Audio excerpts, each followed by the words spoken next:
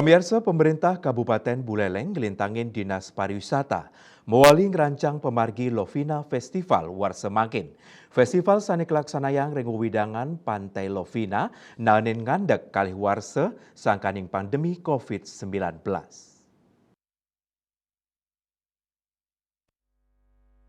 Kepala Dinas Pariwisata Buleleng Gede Dodi Sukma Mausang sampun memperkanti sareng sawetara stakeholder sane mapaikatan ring sajroning nabdabin pemargi festival sane kelaksanayang ring Pantai Lovina Inucap. Paikatan dane sampun kawentenan komunitas seni miwah para angga industri pariwisata ring widangan Lovina mangda antuk sinarengan ngemargiang Lovina Festival Pineka pertama ri sampun pandemi COVID-19. Indik galah pemarginnyane taler sampun kaslehin hingga punika ring tengahing high season sasi Juli sani jagirau. Sani kaaptiang sidang ngedautin manah wisatawan mancanegara ring festival punika kemargiang selami tigang rahina antuk nyuguhang sesolan seni miwah budaya sal kuliner khas Kabupaten Buleleng.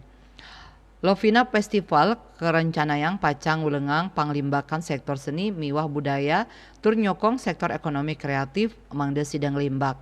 Akeh pikayunan miwah ide anyar sani katulad ring pemargi Lovina Festival warsani mangkin. Komang Yudang Uningayang.